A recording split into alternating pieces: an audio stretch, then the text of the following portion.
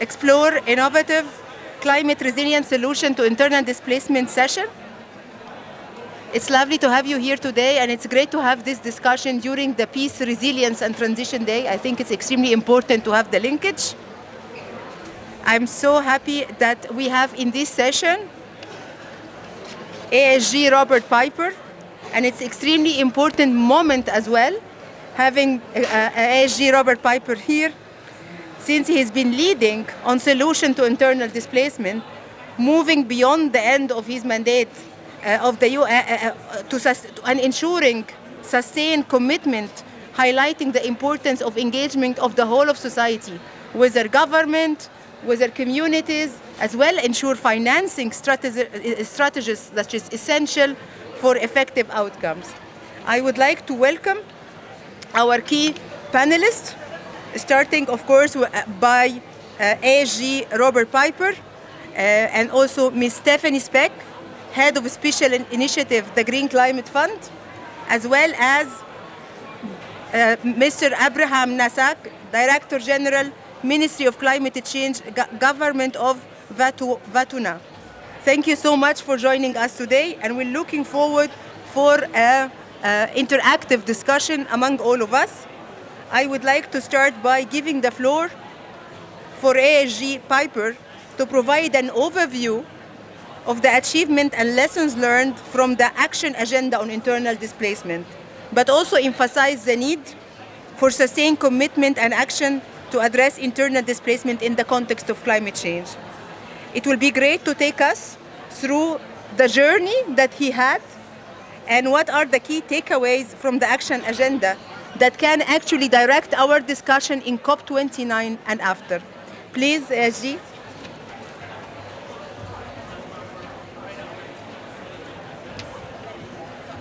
Thank you, Rania. Good afternoon, everyone, and to my fellow panelists. This session's called This Is Not the End, and the last session I did with UNHCR was called No Escape. So I feel like I'm in some kind of marriage guidance training program at the moment, so it's a little odd. But thank you for making time for this session. I will be brief. I know Stephanie's got to rush for a plane as well. Firstly, some of the key messages that have come out of this work. And then secondly, what happens next? And I will really try and be brief. As many of you know, I think I've been working with a team with the UN system to really focus on internal displacement and on solutions in particular for internal displacement. And climate is just becoming increasingly an integral part of this conversation. Messages. Number one, IDPs still need champions. Internal displacement is just not visible. No agency, no international convention, no regular forum, no place in the architecture of the UN. Everyone knows about refugees. When people think about forcibly displaced people, they think about refugees. Much less people realize that 76 million of those forcibly displaced are internally displaced. So we need champions. And so sessions like this at the COP, at the last week at the World Urban Forum is very important. Second message is that climate really cuts across this work. We have two imperatives on internal displacement. One is to reduce tomorrow's numbers of displacement, and the other is to try and move more people out of their protracted displacement. We need those two things in order to bring that number, $76 million down, 76 million people down. The climate issues cut right across that. Firstly, in terms of bringing tomorrow's displacements down, now typically more people are displaced by disasters in any given year than by conflicts. It's the case for the last few years. So firstly, clearly it's a key driver of at least short-term displacement, but the numbers are going in the wrong direction. Secondly, it's going to be more and more a driver of protracted displacement, because we are seeing a very clear emerging pattern that people displaced by droughts, by sea level rise, for them the solution is much more difficult to achieve and for a government to deliver. This morning, some of you joined us for a session that Paula led on managed relocations, for example. Incredibly complex process. So slow onset disasters mean more protracted displacement. Thirdly, because these two are going to mix. I'm afraid my prediction is that these large-scale, slow-onset disasters are going to move more and more people into protracted displacement, and that is going to become a major driver of conflict. We see it already in many countries, but this big restructurings of urban environments, of rural areas and so forth, have really sowing the seeds of potential a lot more conflict ahead. So second message is that climate truly cuts across all of these imperatives around reversing today's trends in terms of internal displacement.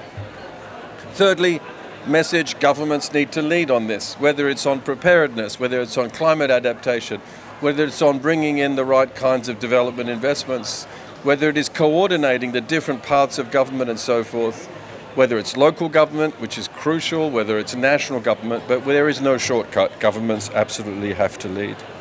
And the fourth message is that we need to bring the right assistance and support to those governments. We have historically brought our humanitarian toolkit to support governments in dealing with their internal displacement issue. But as we have talked about today and yesterday, there are structural issues going on here in terms of understanding internal displacement, and you're not going to reverse the structural issue overnight, and you're not going to reverse it without the kinds of investments that build policies, that build institutions that will be sustained over the long term. And the last message is really to come back to this idea that the key players really are at the local level. This has become very clear to us over the last few years, and it's a recurrent theme here at COP and in all the discussions. But at the end of the day, the people who've really got that, who are living with displacement every day, the consequences of it, are at the local level. And so we have realized over the last few years that the people who have the solutions are not necessarily at the national level. The ones that have stepped forward in the last 2 years are governors, our mayors, our regional presidents. So that, I think, is very clearly the lessons learned. So what happens next? 5 points, and then I close. One, we're going to keep championing this issue. My office will close. This is why it's this session was called This Is Not the End. I've been working with the UN system. The system continues. Paula continues as special rapporteur. We will continue to champion this issue with some core UN agencies. We have new externally facing investments and dashboards and so forth that I think will make the UN a more and more effective advocate for the issues of internal displacement.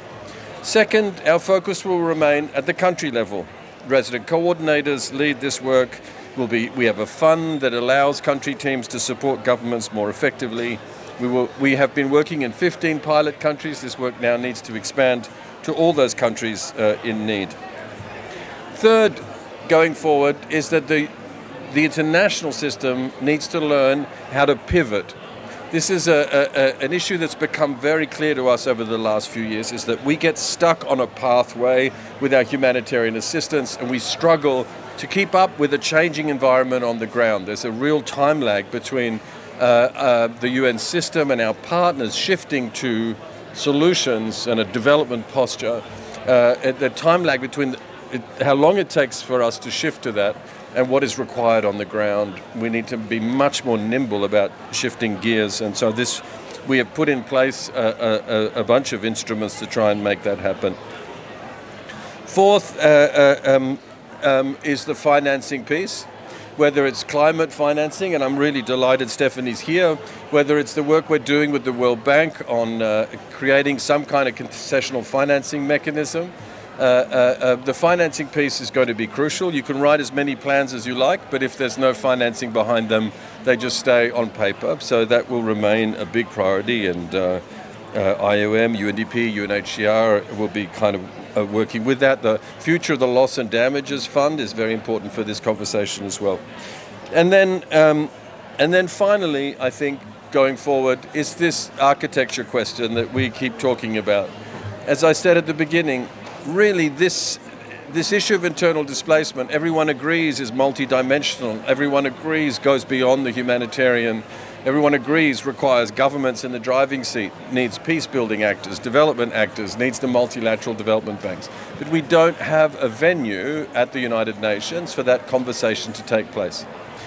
For now, the venue remains a humanitarian venue and a human rights venue, and there isn't anywhere for the joined-up discussions that you're having here that we need to continue, where governments can come and explain their expectations and their needs, where the World Bank and the African Development Bank can come and explain how they see that solution, how we can connect the SIDS debates and discussions around climate change with the reality of increasing internal displacement. So the last piece and going forward is to fill that gap in our architecture, and that's going to require a lot more pushing on behalf of, in particularly by member states in the United Nations, to make sure that hole is plugged. I stop there. I feel I've been talking very quickly, but back to you, Rania. Thanks.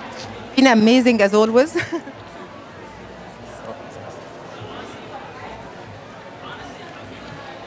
Thank you so much, Robert. This was great summary. And I know that behind these summaries there is sleepless nights, lots of people engaged, a journey of traveling and visiting and talking to displaced communities, to government, to come to such a comprehensive results. And 3 takeaways, I think it's extremely important, and I will repeat after you. Holistic approach. Climate change has to be an overarching umbrella and has to be tackled from a holistic approach. Displacement has to be looked at also from that holistic approach, cross-cutting different areas of work. It's a whole of a society approach. The governments, the local communities, the local government, it's all of us has to come hands in hands and be part of the decision making and operationalization of things. And last, the financing. It will always be a dream until we have the fund to make it reality. And talking about financing, and we have here with us my dear colleague and friend Stephanie from the Green Climate Fund. We were very impressed. This COP, we have heard a lot of things, including the reform of the Green Climate Fund. We were also very impressed of the Somalia experience of having fund in 5 months to support such a comprehensive crisis, including displacement crisis, but also the news about Iraq and others. And today, the Green Climate Fund signed to support the Baku Call and the Baku Hub to ensure actually tackling climate, peace, human mobility across food security, water, and others. So I would like to give the floor to Stephanie Speck, Head of Special Initiative, to present the perspective of the Green Climate Fund on financing climate resilient solutions for internal displacement, and also showcase of the commitment to supporting fragile and displacement affected populations and communities.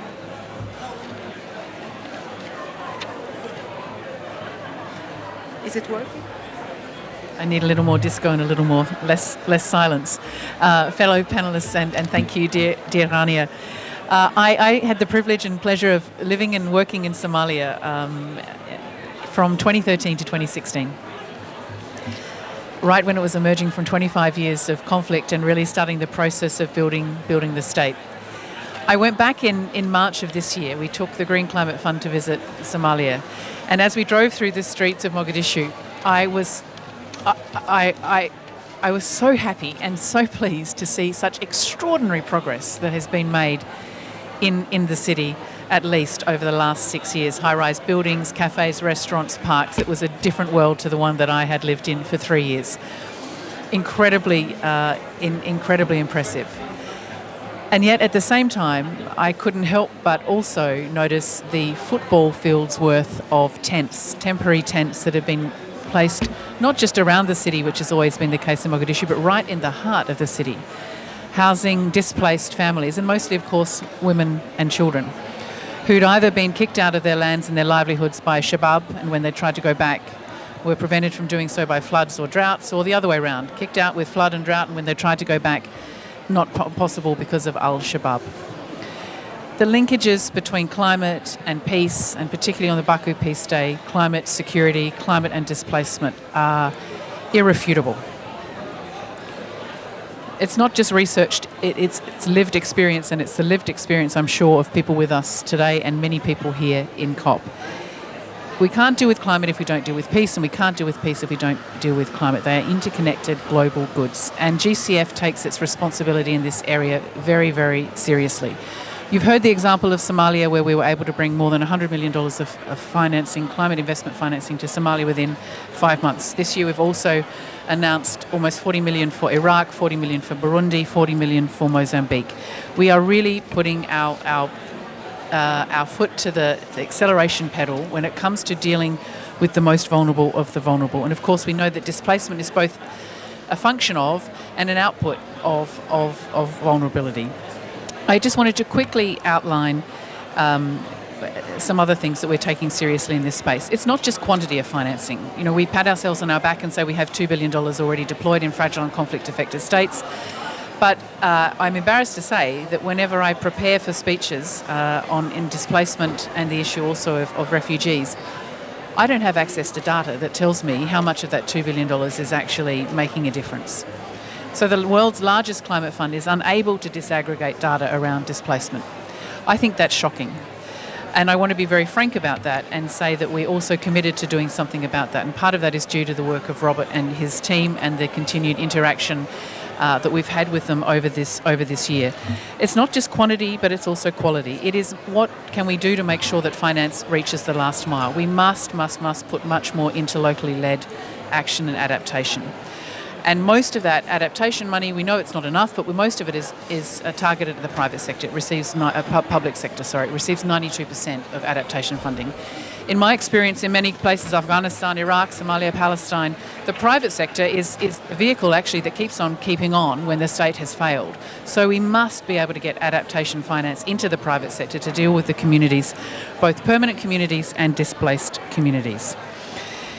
GCF over the next year or so of being very targeted and proactive in this area is going to deal in 3 areas, all of which have some interaction with displacement. 1, we want to be preventative in our climate financing. How do we bring back countries from the brink? How do we make sure there's early warning, anticipatory action, social protection schemes in place? Again, not just for host populations, but internally displaced populations, and also getting into the issues of refugees. We want to make sure the second moment that we fund is this gap between protracted crises, whether that's been caused by conflict or disaster, and humanitarian agencies need to make an exit, but countries are not ready to take on a development financing regime, and I use the word regime advisedly. There's a resilience gap there. How can climate finance be put in there using humanitarian systems which often have great networks on the ground, great modalities? How can we get climate finance faster and quicker through those? And the third is, what would a green-led recovery from conflict look like? How would we help internally displaced communities to be able to move back home through climate-resilient infrastructure, nature-based solutions and things like that? I want to end on 2 quick points. There's a lot of discussion that comes into climate finance in vulnerable populations that centres on risk. I want to be quite challenging, saying I think that we keep talking about risk in terms of financial risk. It's too big, it's too hard, the countries can't deal with it, the money will go missing. The real risk to the Green Climate Fund is what happens if we don't fund into these places. That's the real risk. The numbers are terrifying around internal displacement. If we don't fund, there is only one pathway in sight.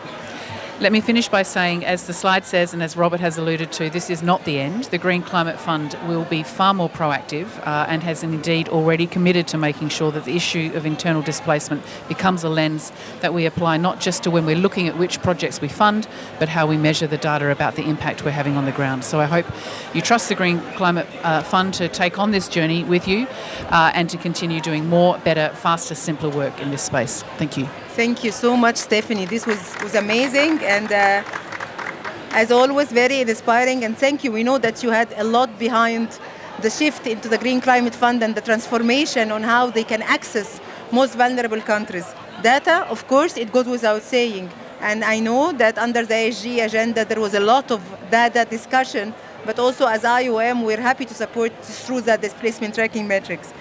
Prevention and risks, definitely 2 important words that we cannot start any conversation without tackling and starting from the prevention side until the responding and the transitioning side. Thank you so much for that. I will end by saying we cannot do peace unless we do climate, and we cannot do climate without we do peace. Totally agree and totally in, and we're happy to partner with you on that. Thank you so much for this.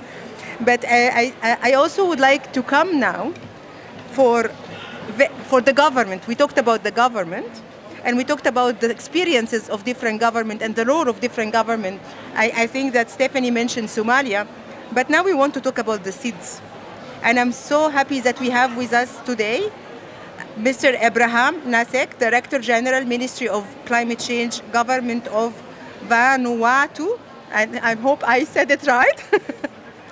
It will be great to share with us insight on the unique challenges faced by small island development due to climate change and displacement, but also the importance of government leadership and engagement at national level, but also at international cooperation level in addressing these challenges. Please.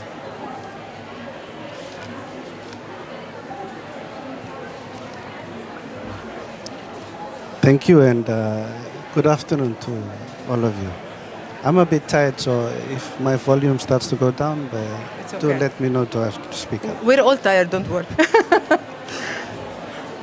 With regards to how we approach the displacement or the climate change impact of displacement, is we look at the hazard profile for it.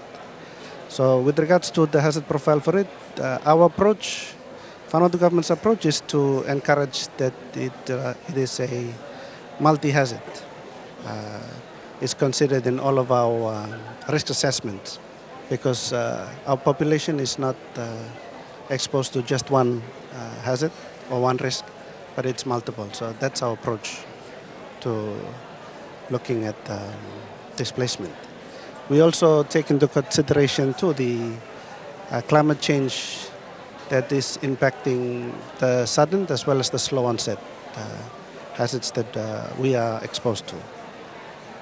And third consideration we do have is the development of the human caused hazards. For example, while we don't have the other conflicts, but we do have evictions to do with land issues. And so that presents a challenge for us. And also, because of the climate change impacts, it also has an effect on the livable areas around the coastlines and along the riparian zones of the rivers. So that also presents a challenge for us to try and look for other locations to move people to.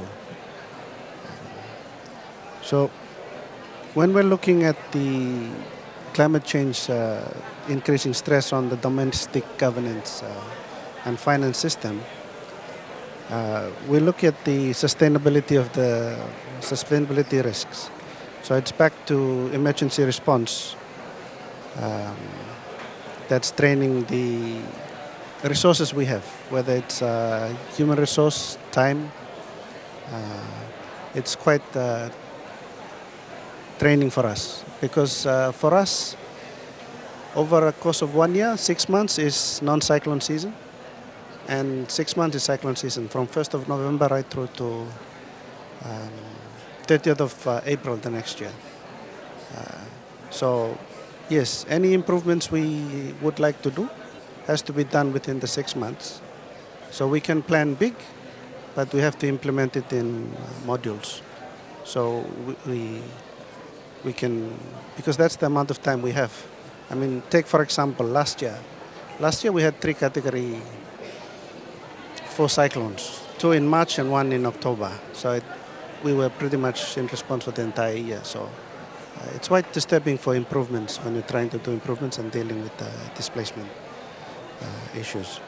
So with all that increased severity of the cyclones and the climate risks that we are exposed to, it does have a huge drain on our national budget, because we have to move to emergency response and then look at the restoring of livelihoods. So that's why the government, we wanted to change our focus into longer term solutions and preventative measures. So we look at now investing a lot more in preparedness. So this is to do with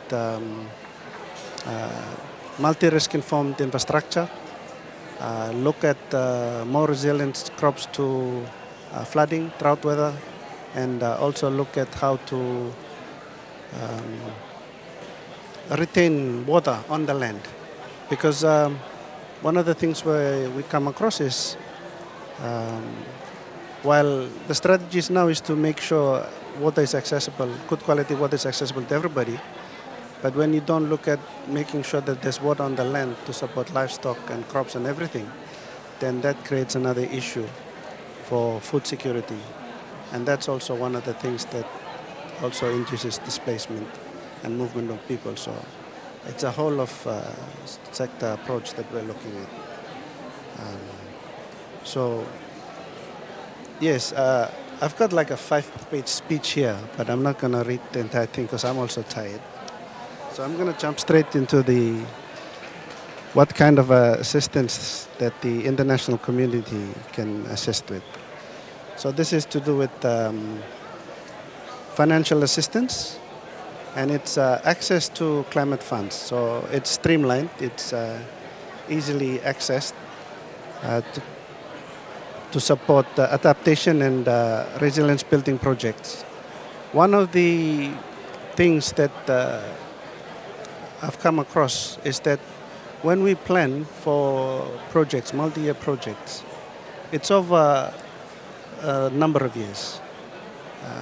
For example, we have a project now, the Vanuatu Coastal Adaptation Project, Phase 2, and that one is running from 2022 through to 2026. But the profile for that project, or the concept for it, was written before the 3 cyclones we had last year. And so now I'm receiving requests from the communities that were exposed or were severely impacted in 2023. But to adjust the climate change, the FICAP project, to deal with them is a little bit hard. But I am quite happy to say that the project did allow us to create a component in there for small grants. So to be able to cater for these smaller needs that are coming in between when you develop the longer term projects. So this is one of the things that we want to encourage with the financing, is that it has to be flexible. You can plan for the longer priorities of a multi-year, but it has to be flexible to be able to pick up the new priorities that come in between, because it's just addressing the same thing, coastal adaptation. But because for that particular area, it was not a priority at the time when we developed the project. So that's one of the things that we would really be looking forward to and happy to have, if the financing is flexible enough to be able to adjust. You still address the priorities, but this would mean that we'd be able to reach more people or more communities than we developed the project for. So the reach of the scope would be wider or much broader than the original concept. So that's something that we're advocating for. I'll leave it at that. Thank you. Thank you so much, Mr. Abraham. No, we really appreciate that you brought the length of the government, the length of the small island, as well as the communities and what they need. And when I look into your request on adaptation and resilience, on climate flexible finance, on preparedness and early warning, and I also hear from the Green Climate Fund, I think that there are a lot of synergies. I think that we all want the same thing, and I think that this only need international community to come and support to ensure that this is come into reality and into action and into programs that support the people around. So thank you so much for bringing this and bringing the lens and the insight from a government and from small islands. I know Stephanie have to go, but then again, thank you very, very much for your additional and important insights. So please, with me, let's clap for Stephanie, and we will continue our conversation. I see among the audience PDD and a lot of colleagues and friends, and I'm sure that everyone here would like to ask a question for ASG, Piper, as well as Mr. Abraham. which is actually it's a kind of we have a lot of information, we have a lot of experience and lesson learned, and I'm sure that you have questions to ask. So this is your chance, and I would like to know who would like to have the first question. Please.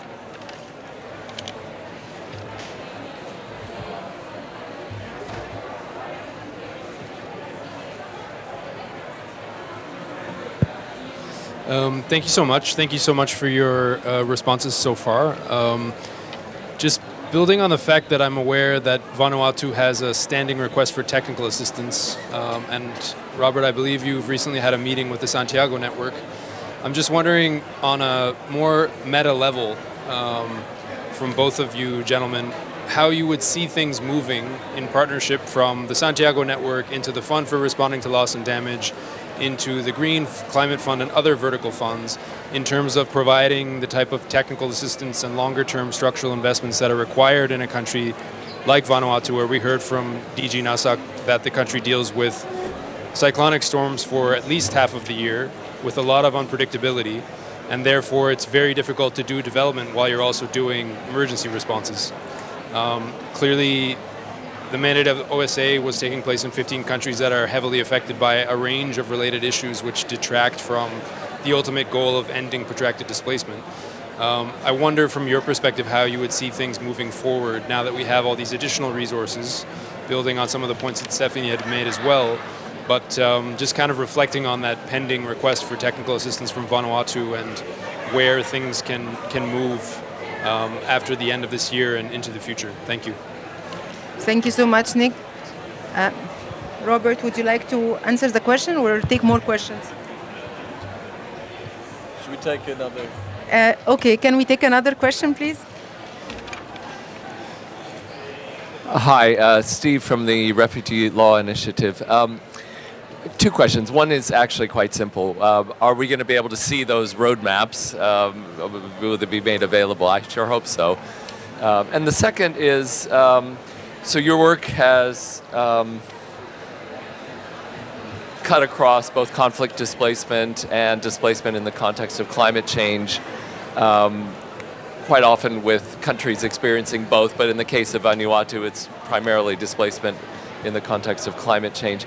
I'm just wondering, Robert, are you learning some lessons about how displacement in the context of climate change is different, requires different approaches, and perhaps a refinement or reworking of the sort of classic durable solutions frameworks, such as the ISC framework for internal displacement?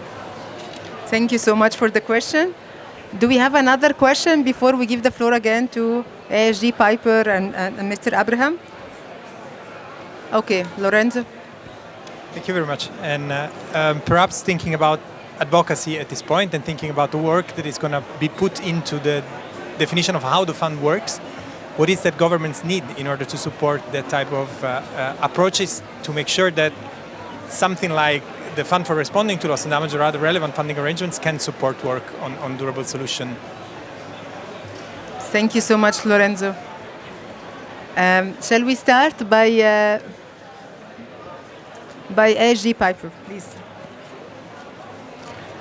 You want me to start? Okay, Yes. I usually would defer to the government, but let me begin. Thank you. He asked for that. Okay, thank you, Rania, and Abraham, thank you very much.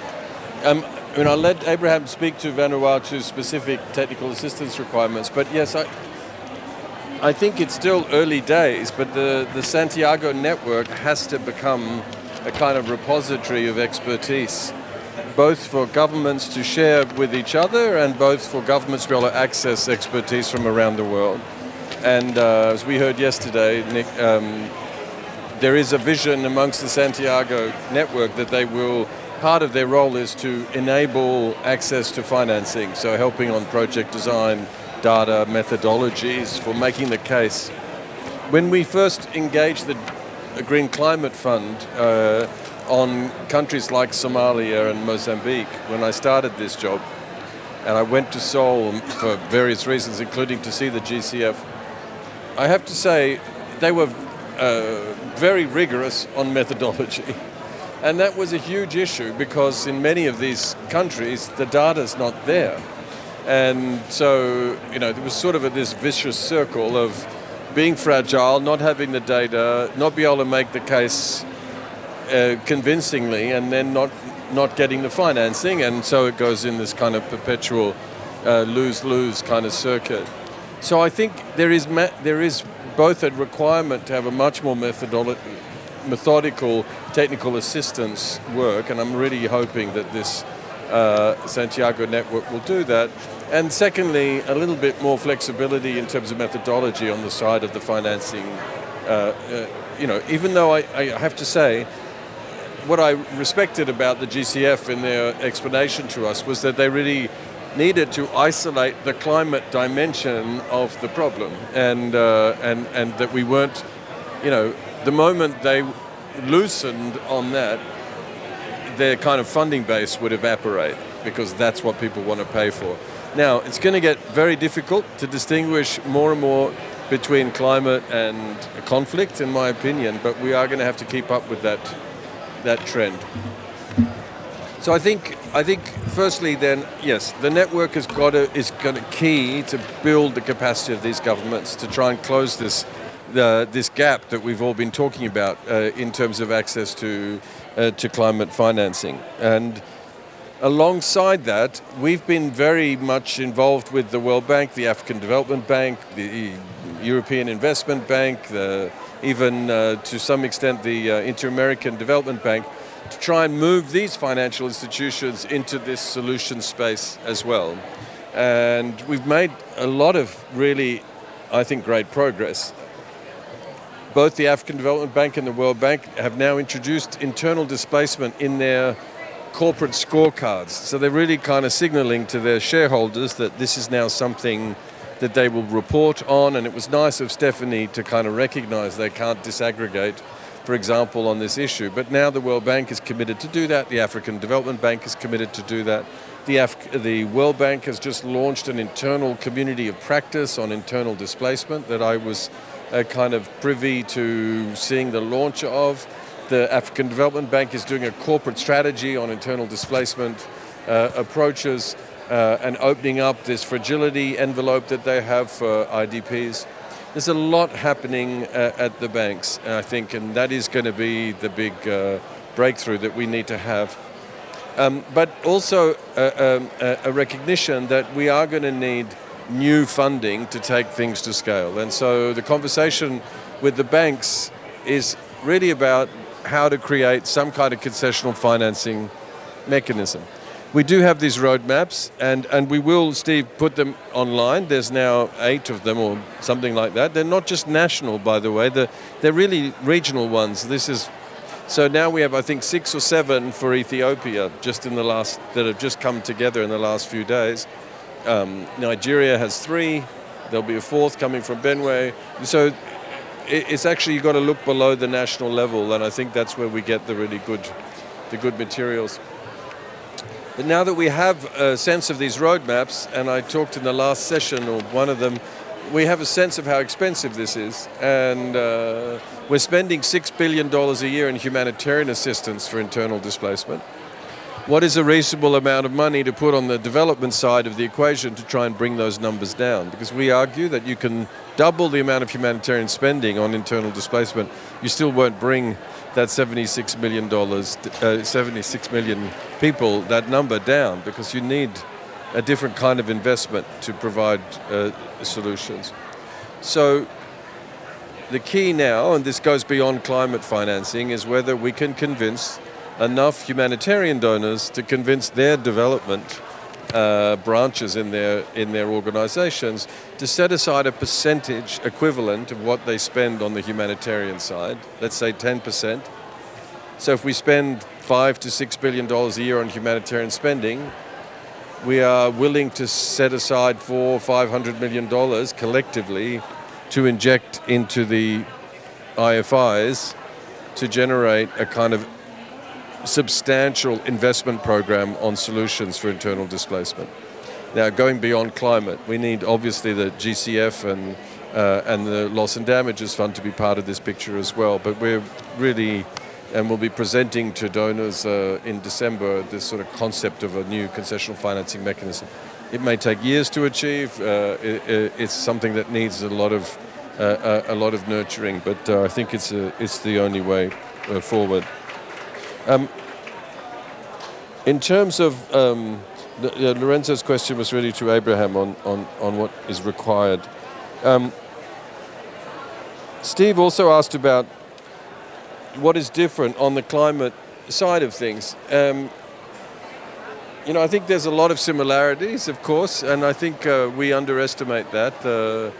We're not achieving it, but the principle on the climate side that we need to start much earlier on in terms of risk proofing our development kind of processes, I think is a lesson that we need to import into the conflict side of the equation as well. And I wish we were much more attuned to that. I think and again, as I said, I think it's more difficult to distinguish. I feel it's much more doable on the disaster side. I think solutions, what we're seeing in sudden onset disasters is that people getting home much more quickly. We're seeing preparedness measures, Vietnam, China, Bangladesh, moving millions of people preemptively out of harm's way. That sort of really deliberate kind of thinking about preparedness and trying to anticipate some of these issues. I think we can import some of those lessons potentially also onto the conflict side of the house. But I think there is a lot more similarities than there are differences. That emphasis on local government, the emphasis on of course, listening to IDPs, the emphasis on starting early and trying to lay the groundwork for a kind of at least preparedness and if not mitigation for some of these impacts. I think there's a lot of those, the need for long-term investment, the need to understand the structural drivers here and so forth. I think the role of government is central to everything. I spoke about that. It's much less sensitive for governments to talk about their disaster displacement than it is to talk about their conflict displacement. And that's part of the reason why IDPs are not kind of very visible on the international agenda, is that a lot of governments, some governments, let's say, have been uncomfortable with lifting up the profile of that. But again, I think today it helps, and this is a strange silver lining in the cloud, but it does help that it seems to be much easier for governments to talk about their internal displacement challenges internationally than it was 10 years ago. And I think that is partly because climate has become part of the equation. And in that sense, it's easier and quite justifiable to make the case that this is not a problem entirely of our own making. There's an international dimension to this, a public good dimension to this. And Somalia is a case in point with its drought impact that is, very legitimate, and it's great to hear the GCF stepping in Somalia as well. So I think that's going to help a little bit, that this sort of climate dimension in terms of taking some of the sensitivities out of the debate and making it more of a global problem and not just a domestic one. Maybe I stop there. I think there's lots more to be said. Thank you so much, G. Piper. This was very informative and comprehensive answer. And we never get bored from hearing you, by the way. It's always very interesting to hear you speaking with all the passion. Mr. Abraham, if you can please respond to Lorenzo's question, it would be great. Which one's Lorenzo? Okay. So this is with regards to assistance, huh?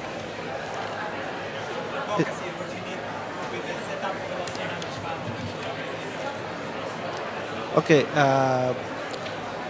as I mentioned, the government, we're changing our focus to looking at a longer strategy so that whatever we embark on or plan to do can be carried or done throughout, even if there's a disaster response, but we build up on it. So what we're looking at is any program or initiatives or projects that we want to have happen has to have in it sort of a funding for a readiness component before you actually do the actual project activities. Reason being that many of the category or the requirements for carrying out projects as per donor requirements, we might not necessarily have those information readily available because we're always responding to an activity.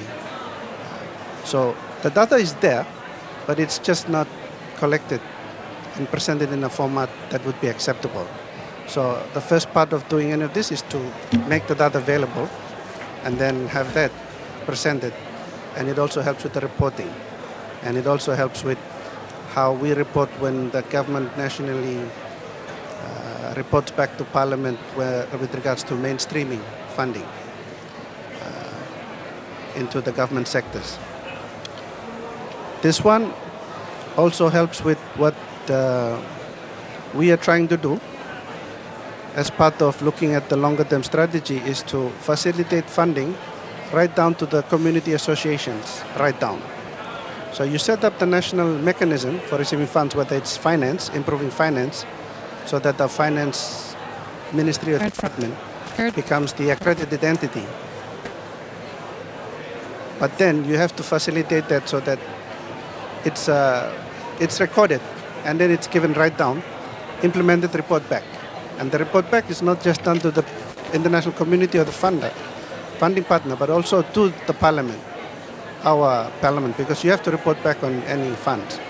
So you have that requirement or assistance where we need for making sure data is available and then having a mechanism to facilitate the funding. So this way, like the ministry I am responsible for, we have a national advisory board that looks at both climate change and disaster risk reduction under one ministry. Mandate for mainstreaming climate change adaptation is given to NDMO, the National Disaster Management Office, because our country is too small. The same person or the same community is affected by all of them. Disaster response, whatever, climate risks, geohazards, and what next. The mechanism we set up for helping us with disaster response also helps with the climate change one. So for us, we don't deal with the two issues separately. It's just one. It's the same people, and they have multiple roles. Church leader, soccer captain, and all that. Same. So it doesn't make sense to create so many different structures, but we make use of the structure that the local government has put in. And that supports the traditional governance system, the religious system that's also there. Because what we want to do is we allow the community to have funds, but the government helps with the reporting back. And this is where the National Advisory Board, which sits under my office, is working to help the local authorities, the finance system, and all the government sectors to facilitate that with the facilities, GCF and GEF, that's available under the UNFCCC umbrella. Why we do that is because, like I mentioned, we're no longer looking at smaller responses because we might have multiple 3 to 6 months emergency or disaster response throughout the year. And the same number of people that's focused on service delivery have to move into emergency response and then move back to service delivery again. So that's why we have to look at the longer term planning, and this is where the data becomes very important. Because as I mentioned, 6 months, if we have 6 months of non-cyclone season, then that means this is the time period where many things can grow back, livestock, small livestock, big livestock, can recover. But the next cyclone that comes might destroy all of that vegetation, the food basket areas, and what next, and then we have to build back. And this is where the loss and damage becomes very important for us. Because when we talk about mitigation and adaptation, that's already mainstream through all of our business planning and sector priorities. We updated all of that since 2019, 17-19, up until now. Last year, we did a review of our national policy to streamline it and make it more decentralized approach. governance level right down to the implementation. Because for us, adaptation and mitigation is already part of our service delivery. Loss and damage is where our priority is now. Because anything we put back, whether it's in agriculture, food security, all that, the next disaster we go through or the impact of the climate change affects it. That's where the data becomes very important. We are now embarking on, we have statistics projects across all of our sectors to try and map out all of that, all of our improvements, whether it's the coconut plantations, the root crops and all that. Map it out so that we can know what we lost during an event. And then we can focus on that. That's why we're looking at the infrastructure side and saying the infrastructure has to be multi-hazard, risk informed. So that after those events, we don't look at the infrastructure anymore, but we look after the livelihoods and restore it. So we move from disaster response very quickly into recovery. So that's why we've now changed the approach to being more long-term focused, spending more on preparedness, and then making emergency response becoming more streamlined and effective, and hoping that it'll stay within the 3 months of an emergency response window and not go beyond that. Yeah, because we're dealing not just with climatic hazards, but we also have 7 volcanoes that is right across the middle of the island. 7 volcanoes, but 20 underneath our submarine volcanoes. So, yeah, for us, it's normal to have earthquakes. We only send out alerts now for earthquakes above 5. Anything below that is normal. Yes. Thank you. Thank you so much, Mr. Abraham, and thank you for sharing not only insights but also experience and lesson learned from the SIDS. We much appreciate.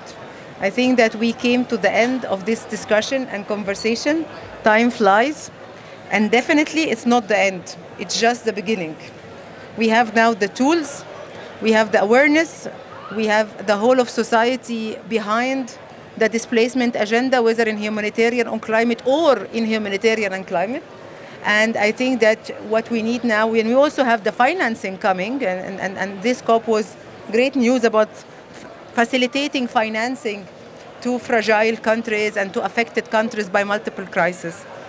A government perspective on a whole of a society approach, on preparedness and early warning, on ensuring data, and the accurate data, and building the capacity and raising the awareness. Definitely, I think not only me and ASG Piper, but I think everyone agree 100% on that, and we are all committed to support this.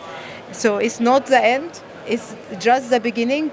Now it's time to do a lot. It's the time for operation, for work, and for make things happen for the best interest for our women, children, young people, elderly people, and have innovative solutions for the communities affected by displacement everywhere. So I would like to thank you all for such a informative and interesting conversation. And I would like to thank ASG Piper specifically. I'm sure this will continue be in your heart beyond 2024, and you will continue be the biggest advocate and the biggest voice talking about displacement everywhere. So thank you so much for all your efforts. Thank you for all your passion. Thank you for your great ideas. I would like you to close this session, please, if you can. Yes. Thank you, Rania. Thank you, Abraham. And thank you all for putting time into this. I think we need people like you to make sure that the issue of internal displacement is not lost in the crowd. Some people don't want to talk about it. Some people simply aren't aware of it.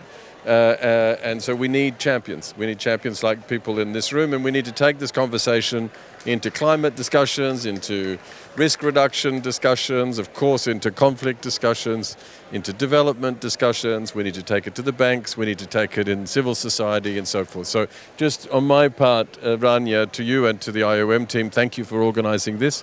Thank you for encouraging us to have this discussion. And thank you all for your ongoing support so we can get behind governments like Vanuatu in managing what is a phenomenally complex set of challenges. So thank you all very much. Thank you. Thank you.